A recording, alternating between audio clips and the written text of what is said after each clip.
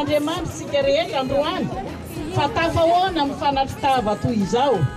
Ity tokoa ilay teny hoe tafahoana ny tisiny manina marina ve? Ary ampifaliana, ampitiavana lehibe no hiarabako atsika vahoaka Moramanga fa makasitraka indrindra ny fahatongavanareo maro be toy izao.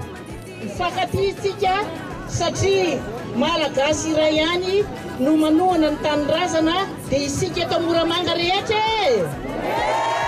Ny tanjona iraisantsika dia ampandrosan'ny Madagasikara satria tsy adidiko za samirery fa adidiko za sy anao. Matoky aho fa mitovy jery isika fa hiasa hiaraka mafy, hiasa tsara, hitondra asa anarina ny tanirazantsika satria soa iombonan'ny malagasy Madagasikara. Ekena ve?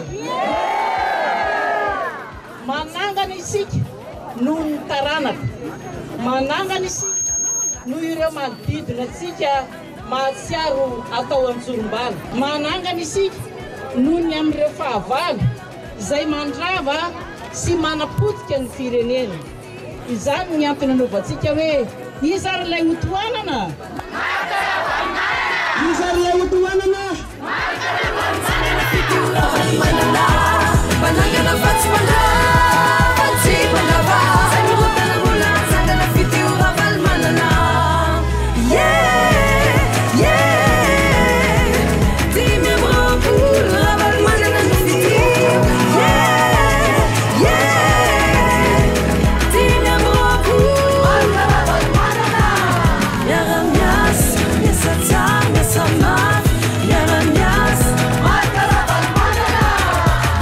Yeah.